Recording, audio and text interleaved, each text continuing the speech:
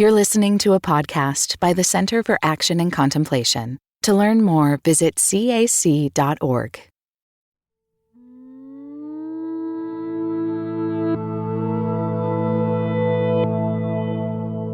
One of the ways that Spirit began to really open up my insides to hold something larger than myself was to teach me that and was the bridge to our return. And is the way that we turn toward each other. That and really is that stitch, that thread of love. I think part of what the invitation that's set before us today is to really hold this both and. That we begin to see the polarities and the binaries and the dichotomies, that's not going to bring us toward one another.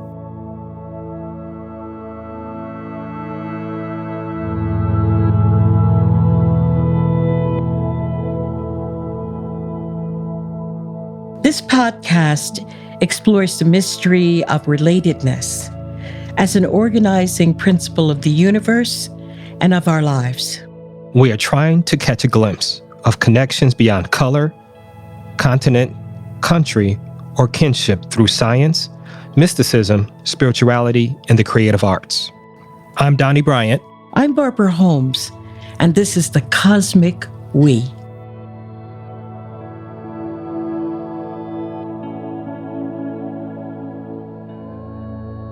Welcome back to The Cosmic We. We are so delighted today to have Felicia Murrell. She's one of ours, an alum of the Living School, a certified master life coach, a former ordained pastor with over 20 years of church leadership experience. Right now, she's also serving the publishing industry as a freelance copy editor. She is the author of Truth Encounters and a brand new book we'll be talking about today. She once resided in Albuquerque, right in New Mexico, but now lives, I believe, in Woodbury, Minnesota. Are you a Minnesotan now? I am. I don't know if you know it or not, but Donny and I were most recently from Minnesota. Oh, fantastic. Yeah, that's where we met. He was one of my pastors. Oh, wow. You know, it's really interesting about Minnesota. I don't know where you came from. Well, you came from Albuquerque. You may not have had the same shock response as I did. I was coming from Memphis, Tennessee. And I moved to Minnesota, and people are walking around in burqas. And nobody's upset about it. Not only are they not upset, but they're talking to me on the street as if they know me. I go to pay for my lunch, and it's paid for. It is that Minnesota nice, so shocking, because when you live in the South for a really long time, you get used to folks not seeing you. You get used to invisibility. And there's something about Minnesota. Boy, are you seen. I'm actually really enjoying this Minnesota nice. And you're right. I just the other day was at the grocery store buying some things to bake some goodies and send to my children. And people started, one person asked a question and then two or three. And before we knew it, there's a whole conversation right in the checkout line. And no one is upset that we've paused, checking out the groceries to have this conversation about where our kids are in the world and sending them home baked goods as an effort to say, I love you. Amazing, amazing place. Donny, you want to lead us off? Well, Felicia, when I was a Minnesotan, I lived in Blaine, Minnesota. And one of my most dearest friends, actually my best friend, Tim Brewington, is a pastor in Woodbury, Minnesota. So right in there, your neck of the woods. So, but Felicia, I got to tell you, I am so excited. This is my first time meeting you. And I am recently being introduced to your work. And I got to tell you, it's breathtaking. And I say that not to pump you up, but your journey, your ability to communicate in writing is amazing. And so I want to say thank you for your work. For our listening, for our audience, I would like you to maybe introduce us to first Felicia before we get into your most recent book, which I want to spend most of our time dialoguing about this work. But I would love for you, Felicia, to introduce yourself to, for those who don't know Felicia, and for those who are going to go on this journey, this journey that I promise is going to bless you with Felicia. Felicia, tell us a little bit about your origin, your background. How did you make it to Minnesota? Tell us a little bit about your faith journey, your spiritual journey, and just a little bit about who Felicia is for our audience. Let's see if I can make that succinct. My most succinct way I like to say is that I'm just really a woman that's been transformed by love, and that's the whole of my journey. I am very much a proud product of the South. I was born in Washington, D.C., and raised in rural Johnston County, North Carolina. And I was formed in the South. I am as far as my faith journey goes, I am what you would call a religious mutt. And by that, what I mean is that growing up in the South, when we grew up, pastors did not have the benefit of being in the same pulpit every Sunday. And so in my town, on my mother's side of the family, we went to the United Church of Christ on second and fourth Sunday. And on first and third Sunday, we went to the AME Church, the African Methodist Episcopal Church, with my dad's side of the family. My town was small enough that my mom's side of the family lived on one side of the hill, and my dad's side of the family lived what we call down the hill, or going down to the house to my dad's side of the family. So I literally was raised pretty much on one street, just up and down the hill, in this small area. But that meant that I grew up exposed to those two denominations. And then with my grandmother being in DC, she was in a missionary Baptist church. And my brother and I spent our summers in DC with my grandparents. So, and then at 11, my mom became what we would say a born again believer. And she very much steeped herself into the Word of Faith movement, into an apostolic Pentecostal movement. There was not a day that she was not in somebody's church praying, and which meant that we also were in somebody's church, right? And so that was my background. And then when I went away to university, I went to Vanderbilt University in Nashville, Tennessee, asking for a Word of Faith church. And someone recommended a Kojic church to me, which I'd never been in a Kojic church before. But so as you can see, I have this woven kind of fabric of religious denominations that make up who I am. As an adult, my husband and I were very much in the kind of charismatic, evangelical, non-denominational spaces, which is where we both were in church leadership for years, and then also pastored and planted a church inside of that. And then as the journey transitioned away from institutional church, we did like small home group things for a while, just kind of gathering people in our home, always with that sense of pastoral place to have people come and commune and be together in community. And then eventually went back into church, into the Episcopal faith. As well. So you can see, I really am a religious mess. and it was there that I started discovering Richard Rohr's writings that led me into the Living School and kind of into what I needed. I want to say that I am now more interspiritual, but really what I needed was to be able to situate my Christianity, my faith tradition in a larger, more expansive, more cosmic, more inclusive and affirming way than I had been allowed growing up. And so I think that's what brings me to where I am today. I heard one of my favorite words, cosmic. Yes. So how does considerations of cosmic consciousness, cosmic citizenship, play into this contemplative Felicia? Yes, very much all of it.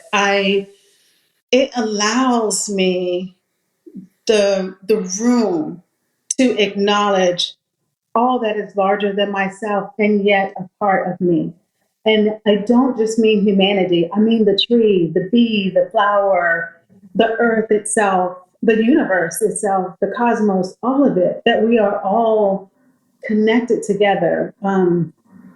One of my favorite ways of thinking of the sacred presence is as a master weaver. And my grandmother, my great grandmother, was a quilter. And I remember her having all these scraps and pieces and the way that she would put a quilt together. But one of the things that sticks out in my mind a lot is Big Grandma, we call her Big Grandma. Big Grandma is sitting in her chair and she would flip the quilt over on the back where the thread, the stitches were on the back. And she had this little tool that she would use to unknot the underbelly of her quilts so that when she gifted them to people, they looked as seamless on the bottom as they did on the top. And she would spend that time just unknotting, the little underbelly. But every now and then you would see this little knotted underbelly.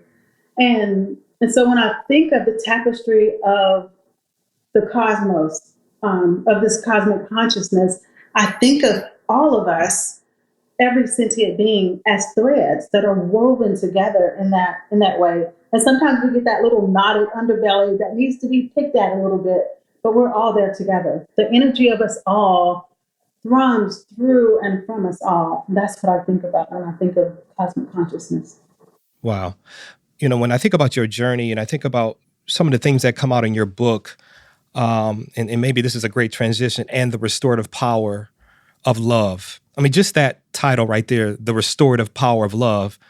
Can you give me a little bit more about, how did you come up with that title and of the creativity and the poetic nature of and the restorative power of love in an either or world? Could you give us a little bit about how did you come up with that title and what was the inspiration behind the title for the book? Yeah, thank you for asking that question. I think for me, I have to own that part is mine. And it's part of my journey with spirit, actually. I have always had a propensity to be very black or white, very all or nothing, very kind of in or out, in my kind of prophetic seer nature, right? And one of the ways that spirit began to really open up my insides to hold something larger than myself was to teach me that and was the bridge to our return. And is the way that we turn toward each other. That and really is that stitch, that thread of love. And so when I was working on this book, I actually thought the subtitle would be The Thread of Love. And Whitaker House, when the acquisitions editor read the book, she is the one who came up with the title. They wanted to release the book close to Valentine's Day. And they said, this book is just, you can feel love really running all through this book. So we want to release it around Valentine's Day. And Amy, the acquisitions editor at Whitaker House, came up with the subtitle, The Restorative Power of Love in an Ideal. And when she offered it to me, I was like, it is really beautiful. I think part of what the invitation that's set before us today is to really hold this both and, right? And that's the part of that contemplative consciousness that Dr. B was just speaking of, that we begin to see the polarities and the binaries and the dichotomies, that's not going to bring us toward one another. I was reading a book by a Reverend Dr. Cindy Lee called Unformed, Decolonizing Our Western Spiritual Formation. And in the book, she speaks a lot about Taoism because she's an Asian American. And she talks about how in Taoism, you're taught to hold mystery, to hold contradictions, right? That they go together like night and day, like evening and morning. And even when I read that, I thought about our biblical narrative. In the Christian tradition, it literally says in Genesis, evening and morning were the first day, right? It's both and. It's not light or darkness. Spirit hovered over the deep, over the dark. And so there we find spirit, just as we find spirit in life. But somehow, through rational logic or whatever, we've parsed and we've made this a separate kind of thing instead of a whole thing.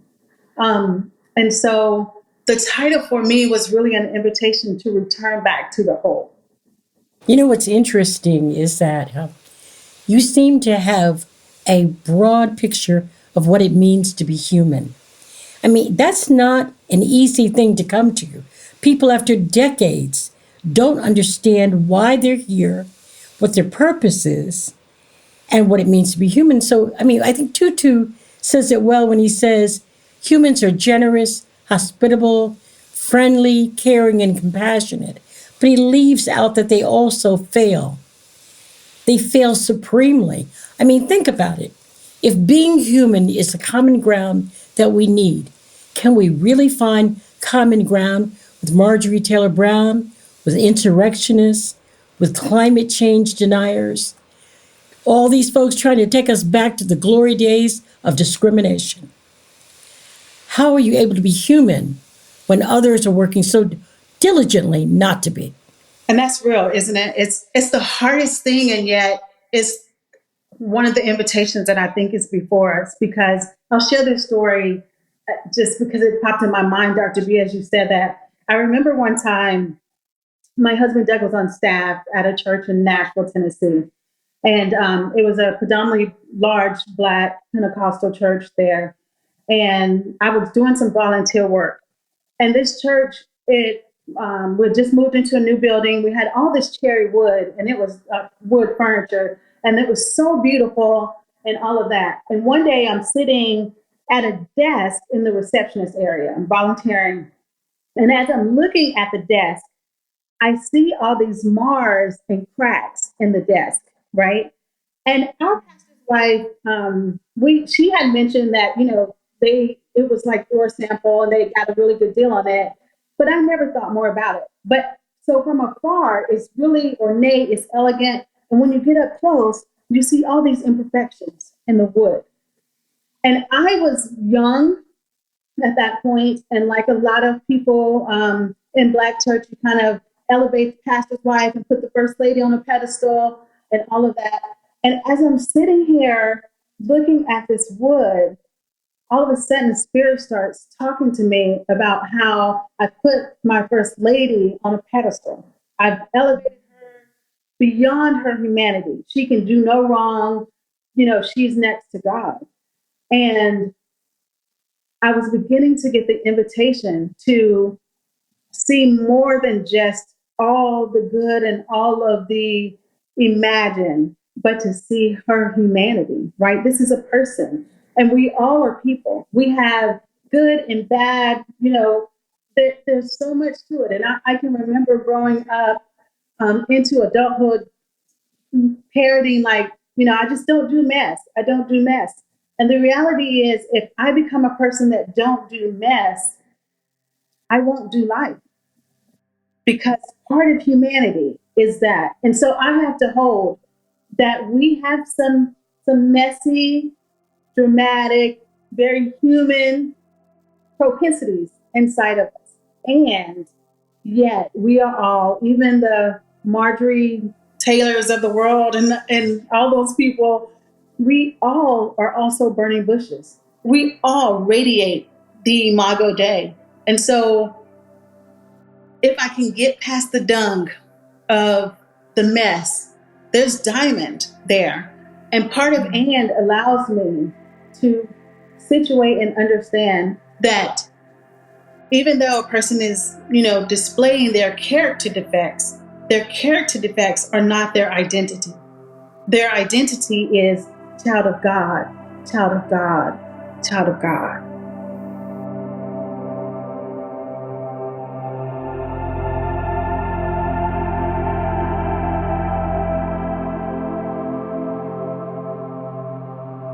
I think one of the things that fascinated me was that one word, and.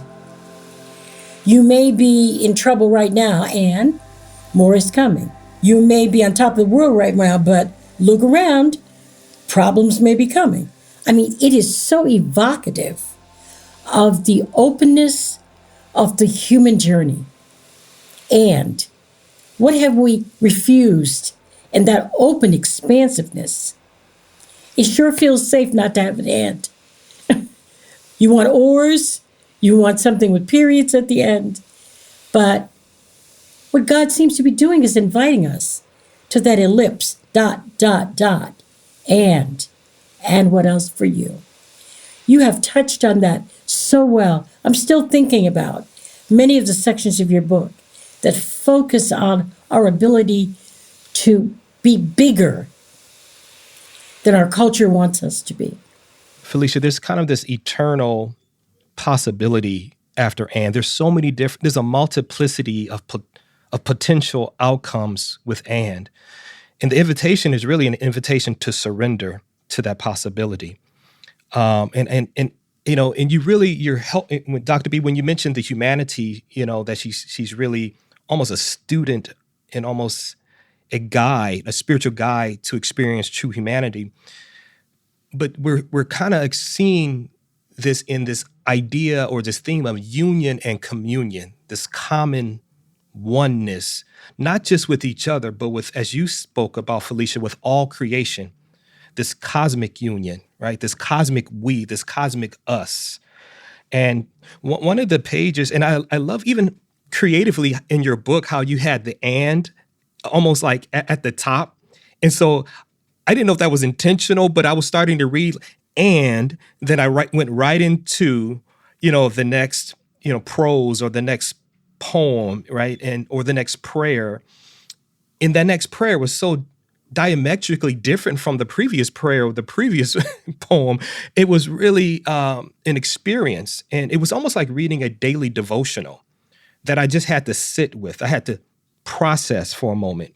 I even think pictorially, even the use of the ampersand, there's some wisdom there. You know, it was kind of like a different way of presenting the same side of something, but showing you that the same side of something has something more to offer. Yeah, thank you so much for saying that. That means so much to me. When we were looking at the structure of the book, I'm a huge fan of devotionals, and I keep books on coffee tables and bedside tables and any place that when I have a moment to enter solitude, a lot of times pages, poetry, they are there for me. And so I will often take a piece, read a little bit of it, set it back down, and just sit with love inside of the quiet of those words and those thoughts and commune there. And so it seemed very natural to have that flow. And initially, I wanted a heart at the top of the page to kind of like symbolize love. And again, Whitaker House, the ampersand just kept, it just kept coming forward as the almost a visio divina, if you will, that it would be right there to linger in, but also to break it up. And a friend of mine said, Felicia, this is kind of like jazz, how you have a note and then you revisit and then, you know, something solos and then you come back and then it all comes together and it feels like jazz.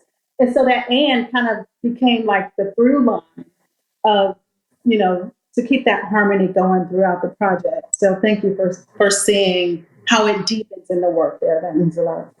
I mean, you also expose our process as spiritual leaders who are writing. It gave me permission as a writer to not punish myself for thinking something and then evolving. And so now I got a book out and it says, you know what? I think this, but I have now grown in the last 4 months and I don't think that anymore. And so it helped me to say, okay, I sent that book out and would y'all like to talk about it? Because I'm not there anymore. I have to actually credit Glennon Doyle. There was a time that she mentioned the biblical parable where I think it's when the woman is caught in adultery and they bring her out and they're trying to crucify her. But that's not what she landed on. What she landed on was Jesus writing in sand. She said, there's a reason that Jesus wrote in sand, because then he could take his finger and wipe it away. And I thought, you know, there, even from my first book, Truth Encounters, which is a memoir slash inner healing, I was very much in part of my church leadership. I trained people on inner healing ministry teams.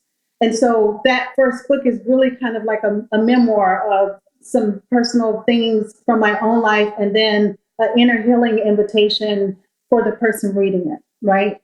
And there's some very definitive things that I state in this book that I no longer ascribe to today. I no longer believe in those things today, right?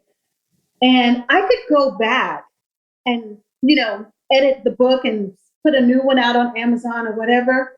But the beauty is, like Father Richard Rohr always teaches us, I get to include and transcend. I can include the part of my journey that believe those things, because now I get to show how I journeyed with love, how in my own embrace of love, my own homecoming, love invited me to see more clearly, to see as love sees, to think differently, which is all repentance is, right? To change our mind for the better.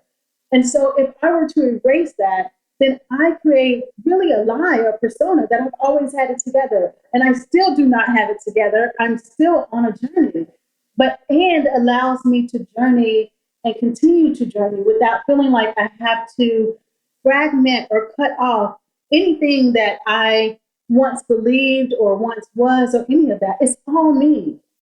Felicia, I'm so glad you used that text from John 8, the woman caught in the act of adultery. As you were speaking and as I was reading your book, it reminded me that "and" is inclusive. And that particular story is a story about inclusion. So I love the fact that you focused on the sand, because when Jesus wrote in the sand, we really don't know, we can speculate what he wrote. The fact that you bring out is that it wasn't written in stone. Sand, right, is not permanent. So let's suggest that Jesus was writing her crime that she was accused of, which is part of the Roman tradition, and he was writing the sentence, death. But let's say it was not written in stone. Okay, let's suggest that Jesus, as some historians suggest, that he was writing the crimes in the participation in adultery, that maybe even some of the older ones there were actually with the woman early in the day. Let's suggest that he wrote their names, and it was not written in stone. And so as they walked one by one away, Jesus said, "Where are your accusers?" And she said, "They are gone." And he said, "Neither do I accuse you, because it's not written in stone." I just think that's such a beautiful story, because it represents so well what you're trying to communicate, the inclusion of this story of love and the inclusiveness of love. Now, Pastor Donny, when you preach that, I need to know so I can come and be a part of the conversation. I have my white hanky. I will be there. Yes. I'm ready for it. I am ready for it too.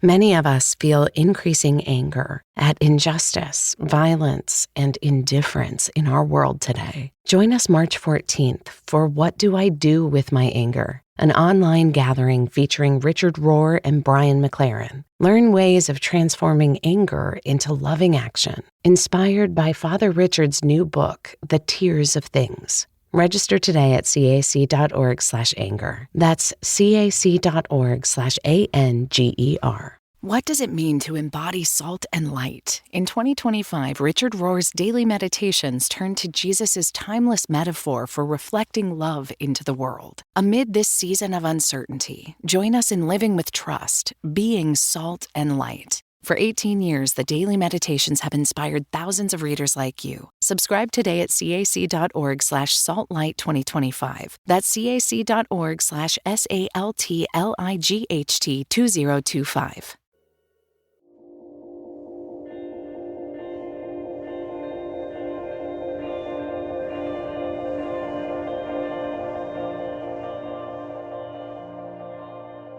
issue, though, seems to be with regard to allowing love to heal all. It seems like the simplest possible thing.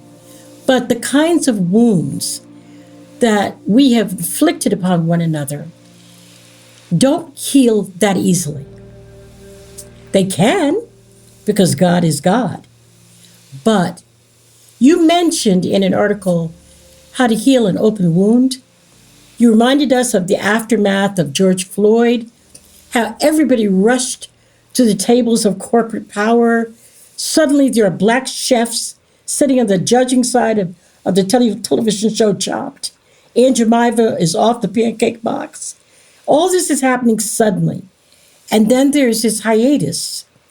And after the hiatus, things begin to go backward. There is something about rushing to forgiveness, rushing the healing, that makes it almost impossible for it to stick. I mean, what do you think about that from that article you wrote? I am reminded of the origin of our beginnings, which is Africa. And I've also learned that this is true in Asia as well. When a person dies in Africa, the body is there, right? And it could be, even when I was growing up, you might have anywhere between 7 to 13 days between a person dying and the actual funeral. There was going to be a wake, and people was going to come and sit in the homes together, and there would be wailing together and lament together and loud crying and memory. There was time spent. And I'm thinking now, even in Judaism, they sit Shiva. There's this time that is spent in grief, in lament, in acknowledgement before you move on. And I don't think in our society, partly because part of a masculine forward, dominant, patriarchal society, the energy is that you fix, right? You resolve, you bring it to a resolution. And now in convenience, we want to get to fix and resolution as quickly as possible. The balance to the masculine, again, not either or, but both, and the balance to that is the feminine part. And the feminine energy to that is one of welcoming, it's one of setting the table, it's one of comfort and nurturing and coming to mama's bosom for care. And it's the one where you allow. I think of this picture often in my head. Something that spirit has really taught me is often when I'm upset, I clench my teeth. And so my posture is one of very clenched. If you think about fists being clenched together, and I can do this with my hands, ball them in a fist, and my nails are driven into the palm of my hand, and I'm clenched. But when I live clenched, when I'm armored up in that way, nothing can get in. Love can't get in. Mercy can't get in. Tenderness can't get in. And I can't give anything out, right? And if I live completely open and exposed, everything falls off. It all falls off. And so what Spirit has offered to me is a posture of surrender that looks like cupped hands. And when I hold myself in this way, I'm holding myself, Doug, my husband, my kids, life, people, situations, grief, people's responses, everything very loosely, loosely enough that I'm not attached to it. And I'm not clenched to it selfishly and holding it from doing what it needs to do. But also, I'm holding it tenderly enough that I can see it and hold it with compassion and care so that it doesn't just fall away. There's intention and attention in my posture, not, just a careless, reckless kind of whatever. And so I see surrender like this. It is with intention and attention, that I'm not clenching it selfishly or armored up, and I'm not holding it so open that it's loose and reckless and with disdain. There's intention and there's attention, right? But I care here. And so when I think about all the things from George Floyd to how people rush to be white saviors and heroes, right? Because every villain, needs a savior and a hero in that triad. And when I think about how people rush to be heroes, I think almost with a loose recklessness.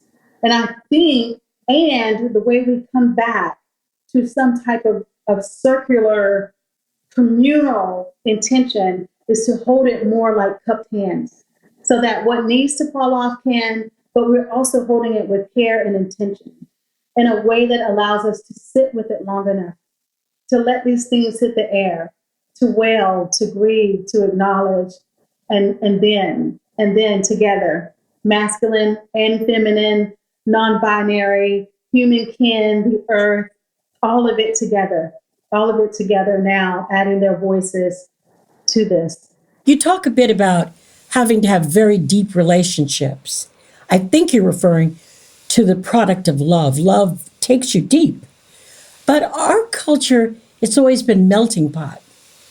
Is there the possibility of deep relationships if we all have to give up that which is essential about who we are to become something else more homogenized? I absolutely love that question, Dr. B. I think for me, I feel like Dr. Bayo Kumalafe is doing such challenging work in this area right now. And I I want to imagine a possibility, a world where melting pot is not how we define ourselves, right?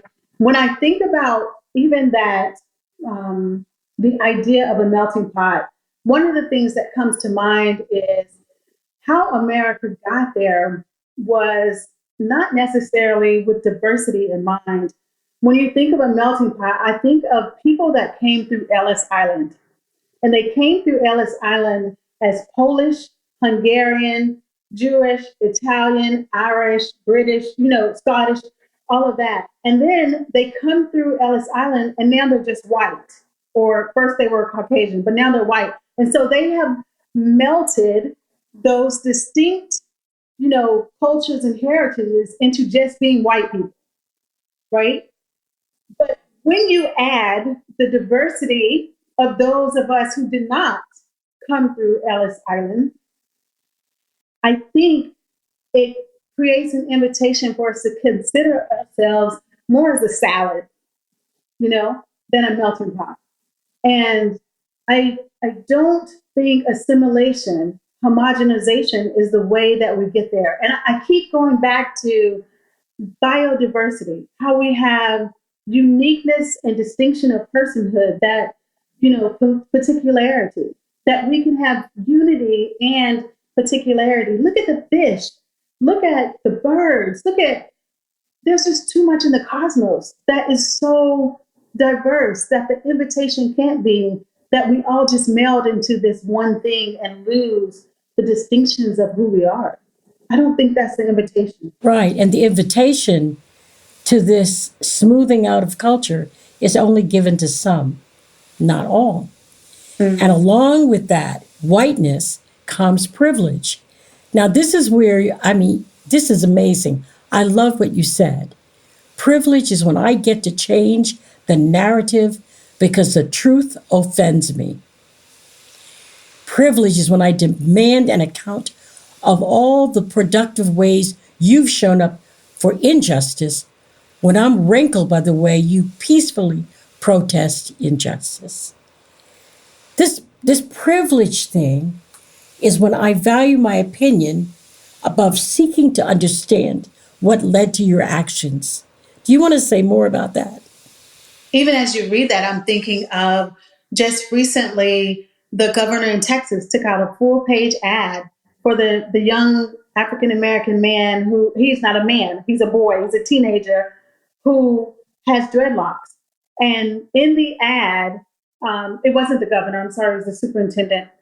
The superintendent essentially said in his ad that to live in America is to conform. That essentially, if you're going to live in America, it is to conform.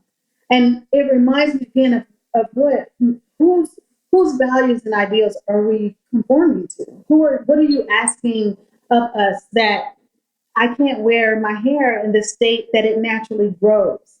And so I think when I think of privilege, I think of you not having to consider something because you don't have to. And there's a lot of that that's going on. I'm often asked to speak on issues of race in largely white spaces. And I was once asked the question, is there ever a time that you don't have to consider your race? And I answered very honestly, no, I always like, I mean, I always, there's never not a time that I don't have to. And when the ideas about unity are all about whiteness or transcending to a pure white light or something of that kind, I think immediately with a little snark that it's easy to get to that place if you already have less melanin in your skin. You know, you're not having to consider other things. And because you don't have to consider those things, it allows you to make that statement. And so, what I think the invitation before us is to consider, how do we hold and, right? I'm not asking you to not be white. That's not what I'm asking. I'm asking for room and space to define myself for myself as myself, for the freedom to exist in my own skin and to live my own experience and to not have it demeaned, diminished, or judged because it's not your experience. Yeah, I think Felicia, thank you for just opening that door. There's a prayer. I call it a prayer in your book because I think your book is really this. When you talk about the restorative power of love, it's for all of us. It's kind of this what I understand you're trying to help us to see as you are helping us to teshuva, to return back to the original state of wholeness, of seeing. And love is that vehicle. There's this prayer that speaks to that. It's a prayer of surrender. I think it's on page 286. And I would like to read this prayer. It's a very brief prayer, but the prayer speaks to this awakening. And the prayer starts out like this: Dearest love, thy kingdom come, my kingdom go. Spirit, teach me to lay aside every falsehood that keeps me from walking in truth and to release every agenda that contradicts your kingdom of love, including nationalism and selfishness. I surrender my life of a life for your life, that it might flow freely out of me to the world around me. May we remember the least of these, not in the system of hierarchy or counting or measuring, nor with pity, but for their full humanity. May we learn to be in awe of the person before us, the one beside us, in the way we vote, in the way we make room, in the way we live and move and have our being. Where love leads, may we follow. Amen. Powerful, Felicia. I mean, what that said to me, it speaks to what you're talking about, that even if I'm in a person who's in a community of privilege, even if I was, love is the vehicle that invites me to be able to experience what you experience, to live in a compassionate way, to express more empathy, right? And even if I was not taught that or never saw that true love is the vehicle that restores that way of seeing, that original wholeness in the world. So, I mean, and that prayer as a devotional helps me to be able to process that, to contemplate that, right? To become one with that, to be in tune with that. So thank you for that prayer, Felicia.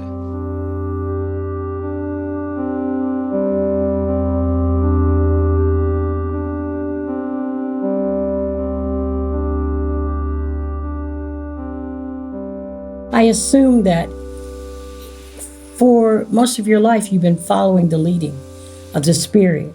Even though you've been in eclectic places, different faith attestations, everybody's got a little bit of truth. The more variety, I think, the better. I'm more likely to get more of it. I'm just wondering, love led you to lead congregations as a pastor. Did love lead you to move on? Thank you for asking that question. I will tell you what love did. Let me start there. So in 2012, I will never forget this because it was so transformative for me.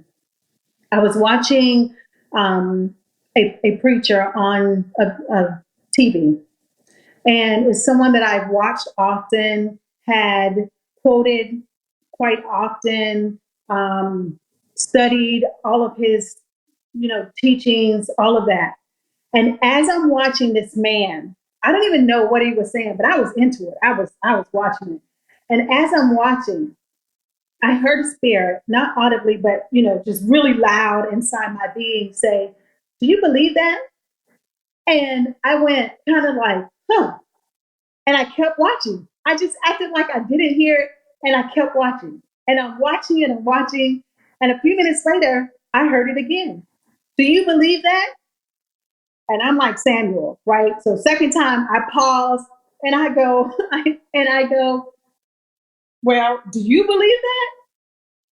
And I felt like Spirit said to me, "I believe that it's true to him on his journey right now." And I was like, "Oh, okay." So I paused the video that I'm watching. I have to go walk. I need to go. I have to move some energy. I've got to process this. And as I'm walking and that's swirling in my mind, like, wait, what am I believing? All of a sudden, questions flood my mind. Who taught him that? How did he come to believe that? Where did his ideas come from? Just things I'd never processed or thought before. And as I'm swirling in my head, I'm walking to move my body, trying to align these centers. And Spirit says, "Felicia, I need you to hand to me everything you believe to be true about me, everything you believe to be true about God, and I'll hand back to you what is true." Big truth. That was the invitation. And I just said, "Lord, I hand this to you," thinking one time thing in my mind, this is going to be, yeah. Of course, we all know it does not go that way. But as I'm sitting with Spirit from my yes, from the beginning of that moment, it's a demarcation line for me. I was in a religious setting that believed that we were to be history makers and world changers. We were to make the name of Jesus famous. We were to do all these grand things. And inside of grand, what we don't realize in the purpose and destiny messages of grandness, we start having this little personal ambition, right? That really becomes more about us than it does about other people, about humanity, about caring for people. And so in the handing over, I needed to hand over everything that was attached, that I had attached to my identity. I had to yield it. I had to surrender it. I had to be stripped of it. I needed to be stripped of it. I needed to say yes to the letting go. I needed to not be Pastor Felicia. I needed to not be the inner healing trainer. I needed to not be the pastoral counselor. I needed to not be the itinerant minister traveling here and there. I needed to not. I needed to just be. I needed to know I am without the apostrophe of any function, any title, any role. I needed to just be. And in I am, in that place of being with Spirit, in the solitude of sitting and letting love me and embrace love, not in my head with a knowing, but experiencing the fullness of love. What I realized is that I could never be in a church that was not affirming, that was not inclusive, that was anti anything. Because when I started handing things, the one thing that I felt Spirit tell me so clearly was Jesus is more for something than he is against it. And we have Protestants and fundamentalists that are protesting and always against this, against what are you for? What are you saying yes to? And I needed to hear the yes. And I needed to let go of parroting everybody else's ideas and words and let Spirit give me a new language. And create a clean heart within me, right? I just needed a blank slate. And so in that way, I cannot tell you, Dr. B, that it was love that led me to leave the institutional church. But I don't know that I would have gotten to a more cosmic Christ consciousness, a more expansive and wider frame and a interspiritual frame staying there. And I see it like a lot of my invitations now are still in the Christian faith tradition. And I understand that for some people, that's their box, that's their lane. And I have no problem with it. It does not rattle me. I can talk God language. I can talk Buddhist language. I can talk universe language. I see the sacred presence of divine love everywhere, anywhere. I'm not rattled by it, right? But I could not have gotten to the place where I'm not rattled by it. I would still, in some ways, be trying to insist that people come back to Christianity, come back to whatever, instead of saying, it is what it is as it is what it should be. How are you in relationship with spirit? And what is that for you? How do you define it without trying to cast my image and my ideas onto other people?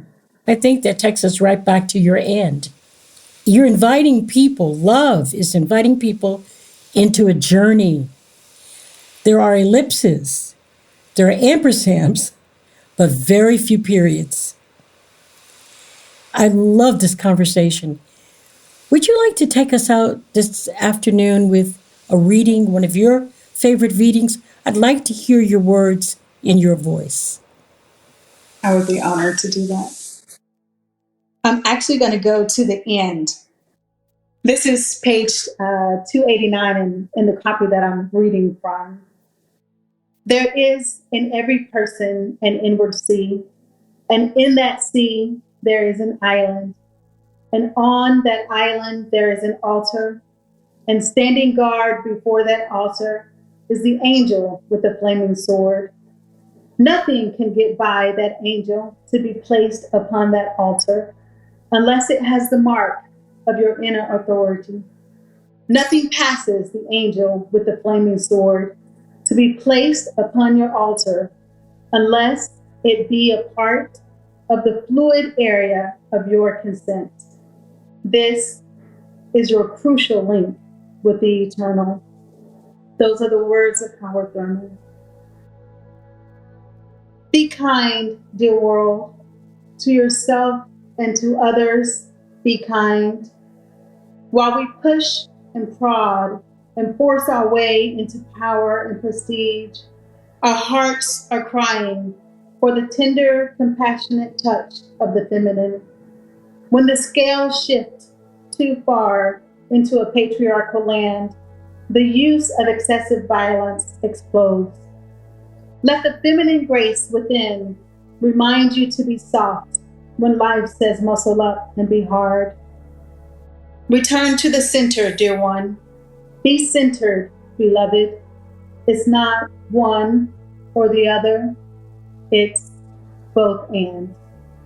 And the unforced rhythms of grace and the bridge to our return and the thread of love that binds us to one another and to the world. And peace be with you. Ashe. Ashe. Thank you, Felicia. Thank you. It's been a joy. Thank you, Felicia. Thank you so much.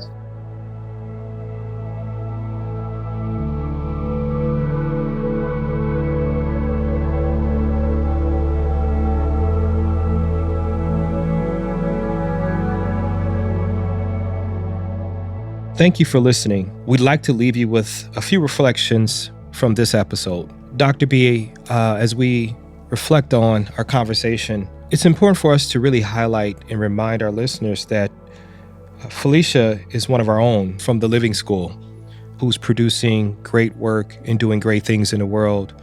And so it's just important to really highlight that and that she's family. Yes, she absolutely is. And one of the more important things I think that she's focusing on It's how we become community again. You know, there's been a lot of talk about beloved community and how we move toward one another. And what she really says is, and this is a quote, how do we move toward each other in love? The truth of authentic power. And so what she's saying is we need to work for change instead of resisting it. Wow, what a good application. So she talks about love in her book, and then she applies it by saying, all right, the way toward change is love. Yes. And if you can manifest that, then you're going to see the fruit of that manifestation in love. In love in motion, it really is what it is. Love in action. Love in action, yeah. She highlights the transformative force or the transformative or restorative power in love. That the effectual component of love is that it transforms, it changes, it restores. And so you're right, there's kind of this movement in love, this active aspect of love that she highlights. And I love what you're talking about, this concept that she brings to the forefront, that we ought to move together toward love, that the motion, the movement, the teshuvah, right? The circle back is a movement toward oneness, toward union, toward communion, which ultimately is a reflection of love, and it builds community. It absolutely does. And I think the other thing it does is it removes love from that mushy kind of unexplored territory. Nobody knows what it is. Nobody knows how to really live it. Yeah. What it says is, there are practical ways to do this. There are. And to our listeners, maybe as a practice, think of a time when you experienced the healing power of love, whether received or given, and reflect on how did it change your situation or your perspective. Thanks for listening.